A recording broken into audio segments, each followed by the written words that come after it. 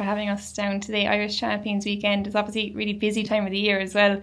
What's the kind of vibe around the yard approaching such a big week?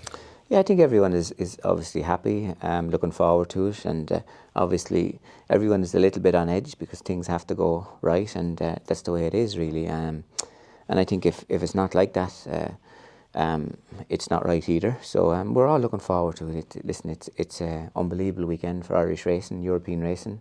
I think the world is watching Ireland this weekend and seeing what horses are there for what distances and where they can go and compete after this. But the whirlpool involved now makes it extra special because it brings all everybody from Hong Kong and all that part of the world interested in and involved in it, and everyone has their own way of analysing every race now. So everyone is trying to compare horses, races, distances, grounds, punters, fans, everything all rolled into one really. Yeah, it's a special weekend and you've had massive success there obviously. I think you've had 10 individual winners of the Irish Champions Stakes, 12 winners in total. Can you pick out a memory that sticks out to you in particular, your favourite one? Oh, it obviously has been a great race for us, and I suppose there have been so many. Obviously maybe at the moment St Mark's Basilica would strike you. Auguste Rodin last year, they were two massive ones. St Mark's Basilica didn't have a clear run up to it, but still got away with it. Augustus last year, we think he's an unbelievable horse really. We think he's an unusually bred horse, very classy horse. So so delighted to have him going back again this year really. And it would take a special horse to do it 2 years in a row, I suppose, but he is a bit special. Yeah, he's a very classy horse. But listen, you don't take it for granted. It's a tough race and very competitive, and to win one was unbelievable. We're thinking of going to Japan after this with him. So we think and hope that the race will set him up well for that. One of the most memorable rules, I suppose, for fans, maybe Galileo and Fantastic Light. He just went down that day, but he hit a massive milestone in York, 100 individual Group 1 winners. Can you describe him at all? He was just such a special horse. Yeah, sure, like incredible, brave, classy, a lot of class really. I suppose quality, but I suppose his braveness and his movement and his action, his determination, they're all the things that set him apart from every other thoroughbred and stamped all his stock like that. They're very genuine. They never questioned what you are asking them to do tomorrow, even if you overdone them the day before. Most horses, if you overdo them, they won't want to go there again the next day. But Galileo was different, and all his progeny are different. They seem to forget about yesterday and look forward to tomorrow. And if you want to do it again, I'll do it again, you know. So it's the determination, what's inside in them, what you can't see with your eye, what makes them very different, we always felt. And you compared him to Justify after Contend won, of course. Do they have similar characteristics in their stock? Yeah, very similar. Justifies are like that, but they have a little bit more class. Justifies are quicker, I suppose, coming from a dirt background. And obviously that's why we're so excited about Justify. We think he's Galileo with class that has dirt pedigree. Really kind of leaves the world totally at their oyster, we think. And I think the last time we were here was just before the Derby. Obviously there was a lot of pressure on then for City of Troy. Does it give you great satisfaction to see him go on and do what he has done so far? Absolutely, and we obviously think he's still on the upward curve. Like we were over the moon with him in the Derby, and obviously his races since then. But he's a very unusual horse, always was. I suppose we went off of the road the first time he ran this year, and to get back on it we had to land gently on it and not to try correct too many things too quickly. So we're kind of slowly getting there, and the last day we were delighted with him. He's nearly back, ready to see full pitch, hopefully shortly the next time or the time after that. And what would it mean to you, I suppose, personally, to win a Breeders' Cup Classic? Sure, it would be incredible. We've been trying to win it for a lot of years. It's very difficult. You're going racing in a different culture altogether, a different surface, different pace. Everything is different. So they have a lot of things to adapt to very quickly without probably being able to practice 100% in those circumstances. But it's very exciting really. I think you have to be a good bit better than the American horses to beat them.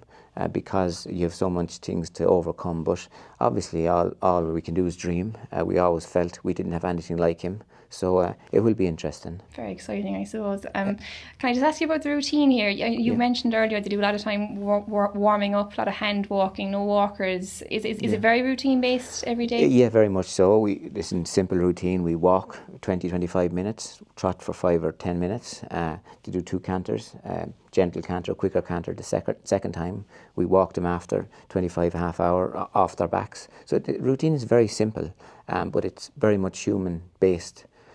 Connection with animal all the time. So we feel that the horse develops the personality from the person who's riding him, and we feel it's important for a horse, if they're going to become good, to have a personality, because they can't be machines. Like when we ask them to work, they have to be able to hold back a little bit themselves, and they only will do that when they're confident, really, we believe.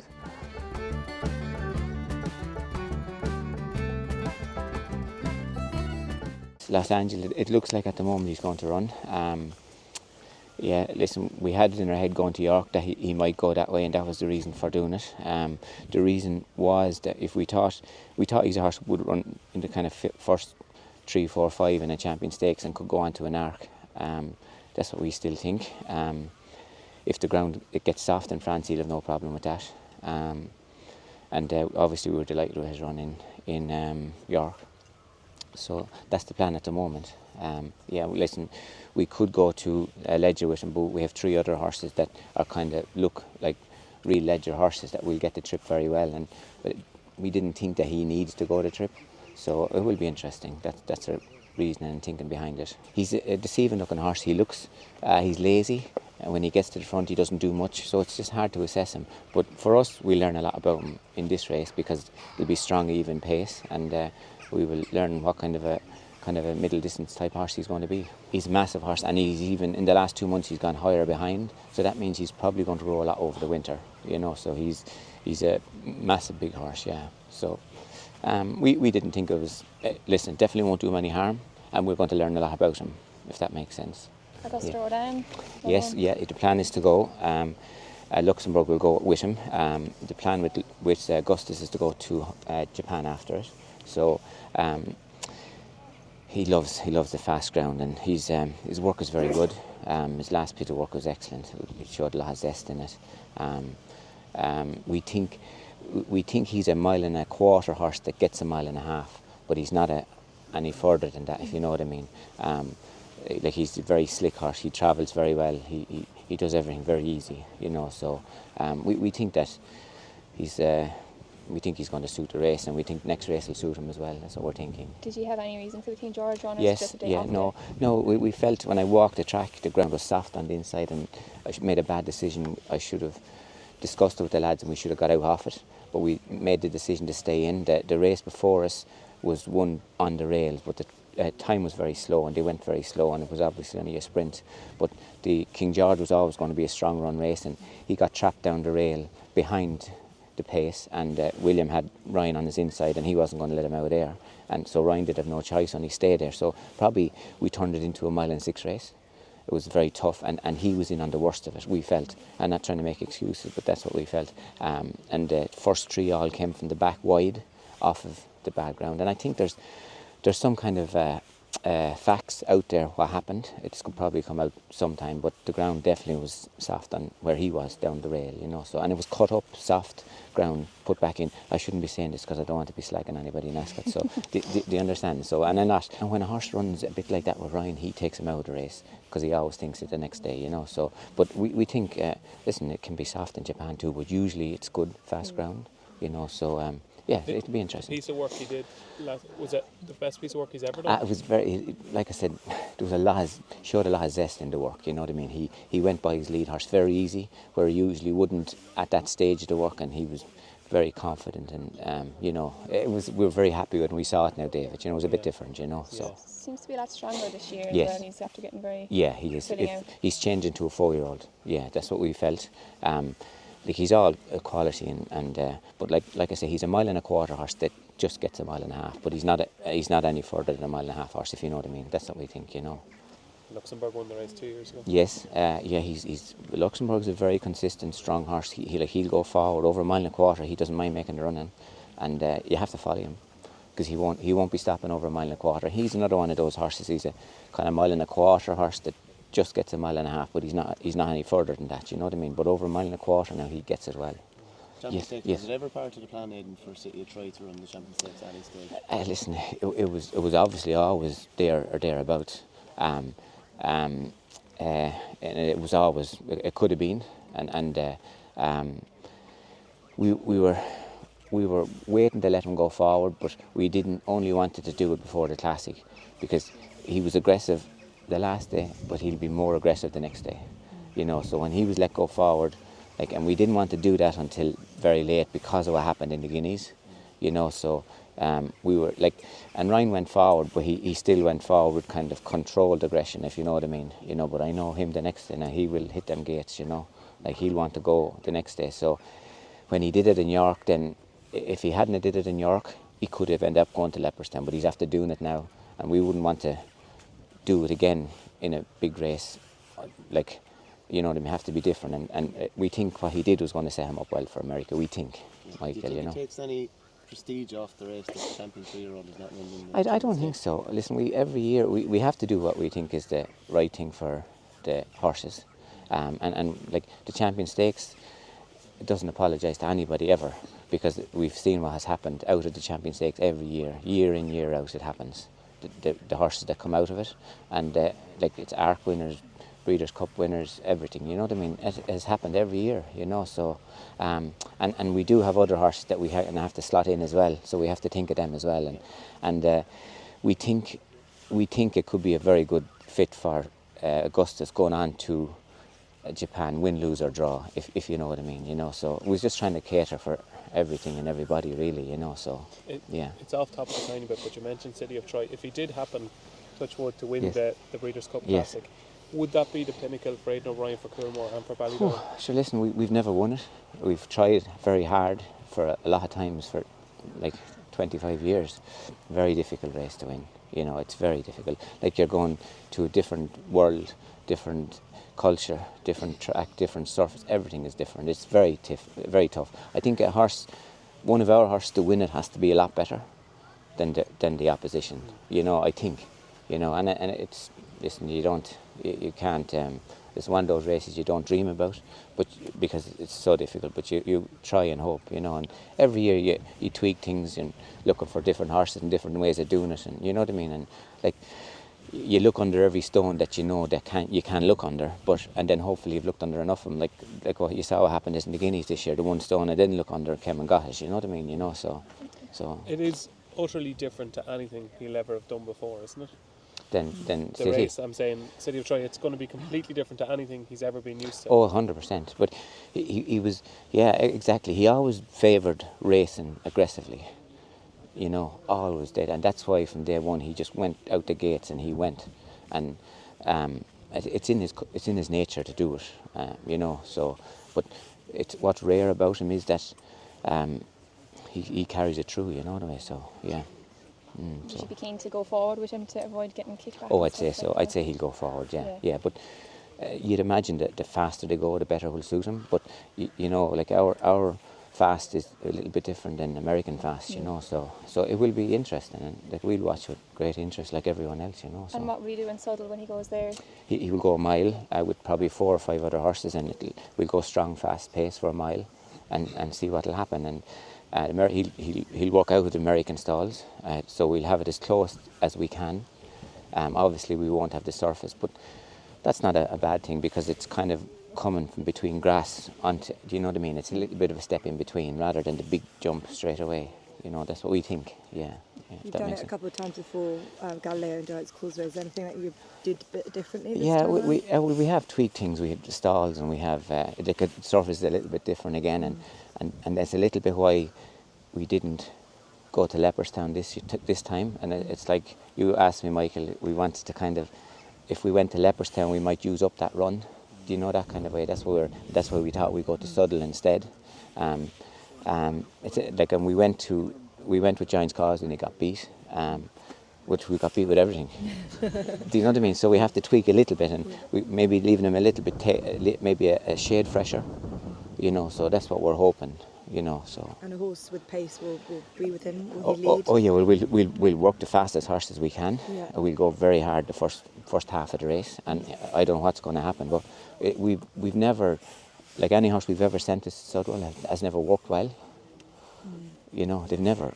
They always just about finish with the lead horse, you know. But this, and maybe it'll be the same. I don't know, but it will be interesting, you know. So Ryan said that there's not much kickback in Southwell, but yes, that's fine, you know what I mean. So like obviously in America we would prefer to stay out of kickback, and if you end up getting it, you end up getting it. But my kind of experience of kickback, you don't ever get used to it, and I don't think any horse enjoys kickback. If you end up in there and you get it, you get it, but no horse can enjoy that, you know what I mean. So. And will you bring him to Del Mar at the same time that you yes, normally bring yes, him?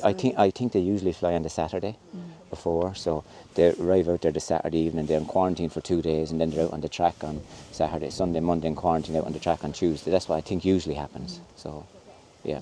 The matron maybe. Yes, yeah. The plan is to go with Yang Yang. Yeah. We think that she will stay further.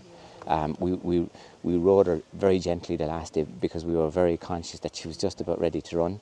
The race wasn't fast and it never really opened up. So Ryan obviously kind of flowed her when that happened. Like he would, and that's what he would say, because he was never going to get into the race and he could give her a hard race and set her back. So she will stay further than a mile. She could go to the Phillies race Arc weekend after that, but we're thinking about America. But over a mile, she could. The next day she'll be different. We'll ride her more positively and forward. Content enough for Singer in there as well? well? Yeah, no, Content will probably train her for Arc weekend, the Phillies race or the Arc. I don't know, one or the others, and she probably missed the Arc trials. So she's a slight filly. So. And then Opera Singer runs in Vermont, is it? Arc Trials Day. Yeah. So that'll say whether she'll go to an Arc or whether, and listen, they're all Breeders' Cup type fillies as well, so that's what we're thinking, Emma, yeah. Kyprios maybe? Kyprios, yeah, very happy. He's done, everything's went very well with him so far. He's in very good form. So the plan is obviously to go to Ledger with him, you know, so so everything's is good so far with him. Yeah, he looks as good, if not better, than ever this year. Yeah, he's like, obviously he's a hard horse to read, Kyprios, because he's very lazy, and he only does what he has to do. But he did look very good with the last day, you know. So he's an unusual horse that he's a group horse over 1.25 miles, I'd say, and he gets that 2.5. But that's a very rare horse does that, really. Yeah, and you were saying the plan would all be well next year, go back to Ascot. I think so. Yes, it would be the Gold Cup is what we'd be dreaming about. It's very difficult to get a Gold Cup horse. The majority of horses, no matter how good they are as classy stayers, when you go past the 2.25, very few go that far, really, you know. How much satisfaction do you get over a horse like that? There's so many that don't come back. Yeah, Asher. What looks like his best. Asher. Yeah, it's incredible, really, Michael. But that's down to what everyone is around him, really. You know, they made him come back and helped him to come back. And listen, it's credit to them, really. But it's very rare. Like I thought there was no chance in the world. You know what I mean? That he could come back. You know. So, and I don't think anybody did. But like in all fairness to everyone around them, and I'm always calling everybody's names, but you know what I mean, like. You know, so it's incredible what they did, really, to get him back. What are you thinking, 2-year-old wise national stakes? Yeah, we're thinking we've the horse Henry, is it Henry? Yes, yeah. So that was always the plan for him, and the lads will decide about the horse that ran in York, whether he'll go or not. But he's still there, and if he doesn't go there, he'll go to the Goffs, and he could do both. But we'll see. But the plan always that was in Henry's plan for a long time. Bedtime story goes for that. Yes, and the plan is and we're happy with her since the last day. So and then the filly ran in Newmarket could go to the Nagle as well. The other Frankel filly out of Lake Victoria. Yes, yeah, David. So yeah. And bedtime story, you know, you said afterwards, do you think she's far better than the bare form the last day? I know, we didn't want to give her a grueler the last day, and she's big high tempo filly. That's what she is, and when the tempo is strong and hard, like it only kicks in at the 2 after a strong tempo. It never really kicked in at all at the Curragh, but we didn't want to do that to her, like before the for the Nagle, obviously. They're a lovely crop of juvenile fillies, aren't they? Yeah, they are. They seem nice so far. Yeah, everything is. They seem nice team of fillies there. So. Fairy godmother is. Fairy, yeah, she's going to Chiley Park. Yeah, she's. I think 4 or 5 more pieces of work to do, but everything is. She's coming along fine so far. That's the plan with her. Yeah. A line in winter will go for the million, will he? A line in winter, yes, that's the plan. Yeah. That's what we were thinking. Now he's a little bit kept going on the boil for the national stakes, but the plan is probably he's going to go to the million. Step forward a lot the last day. He did, yeah. He was very. First day he was very green and learnt a lot, which was lovely. And like he just hit the gates the last day, and we really thought that maybe York was going to be a bit sharp for him. You nearly need a 6 furlong horse to win the Acom usually, but usually we've seen those really good classy horses can get away with, like, remember, like those good horses, like those good fillies, like they can win over 6 and end up being an Oaks filly. Those classy horses, yeah, usually. Dreamy could be an Oaks filly for next Dreamy, yeah, she's big filly, so we'll try not to race her too much. One more run probably at the most, and that's the type of filly she looks. She's a American Pharaoh filly, beautiful, big, scopy filly, so. Yeah, it was a good pace the last day. She learned plenty, like they weren't hanging around all the way. So, and Ryan was very happy with her. He said she really only engaged the last 2 when they joined her. So, yeah, very happy. Covered ground well when top flight. Oh yeah, she's a big filly. Yeah, when she got into full speed, she really opened up, especially the last furlong. Yeah. She felt like one that Ryan Moore seemed to nurse very well. He did, yeah. He nursed her through the whole race. He was educating her without going for her, and you could see him. That he was very happy, even though he was pushing her, he hadn't really got into her. He was still high in the saddle. Even though he looked to be moving, he hadn't really got down. So it's only really in the last furlong he asked her to pull out. So really. Do you ever doubt yourselves during I doubt myself all the time. Believe me, I wish I didn't. That's my life. But listen, you have to. And everyone has to be answerable. You have to be answerable to yourself. You have to be true to yourself, and you can't think that. You know what I mean? Everyone has an opinion, and who knows who's right or who's wrong. And do you know what I mean? So that's just the way it is. And then you just hope. Like there's so many variables that you can't control. If one of them, like you can have everything right, and one of those can throw you off. Do you know what I mean? Somebody, or something. You know what I mean? It's look forward rather than look back. Always, yeah. Always, yeah.